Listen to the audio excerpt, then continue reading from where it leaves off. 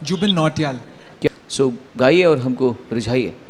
हर पल हर लम्हा मेरी तरफ से ना है। दिल ने मेरे যাকে নিয়ে কোটি কোটি ভক্তদের উন্মাদনা, যার কণ্ঠের জাদুতে বুঁদ হয়ে থাকে ভক্তরা। কিন্তু এই পাহাড়ের ছেলের বলিউডের শীর্ষে পৌঁছানোর পথটাও কিন্তু খুব সহজ ছিল না। 1989 সালের 14 জুন উত্তরাখণ্ডের দেরাদুনে জন্ম নেন জুবিন।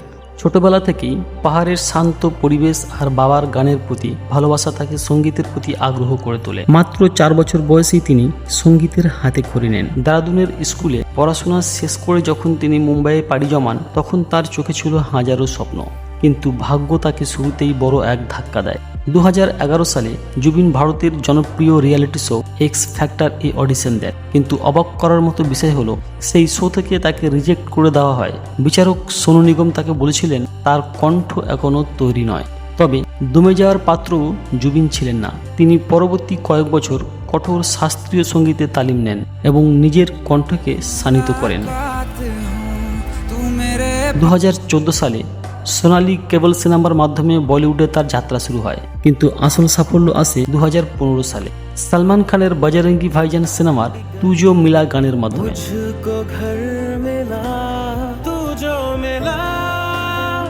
এই একটি গান রাতারাতি তাকে তারকা বানিয়ে দেয়। এরপর আর পিছন ফিরে তাকাতে হয়নি তাকে। হাম নাভা মেরে, রাত লম্বিয়া কিংবা লুট গায়ে একের পর এক চার্ট বাস্টার গান উপহার দিয়েছেন তিনি, হয়ে ওঠেন মিউজিক ইন্ডাস্ট্রির আস্থার প্রতীক। জুবিনের বিশেষত্ব হলো তার কণ্ঠের গভীরতা এবং সহজ সরল ব্যক্তিত্ব। কোনো অহংকার নেই, কেবল গানের প্রতি একগ্রতা। এটাই তাকে অনন্য করে তুলেছে। এক্স ফ্যাক্টর থেকে রিজেক্ট হওয়া সেই ছেলেটি আজ ভারতের মোস্ট ওয়ান্টেড গায়ক। জুবিন নটিয়ালের জীবন আমাদেরকে শেখায় পরিশ্রম আর ধৈর্য থাকলে যে কোনো বাধাকে টপকে যাওয়া সম্ভব। সো বন্ধুরা, আপনার প্রিয় জুবিন নটিয়ালের গান কোনটি কমেন্টে আমাদের জানান। ভিডিওটি ভালো লাগলে লাইক দিন এবং আমাদের চ্যানেলে নতুন হয়ে থাকলে সাবস্ক্রাইব করতে ভুলবেন না কিন্তু।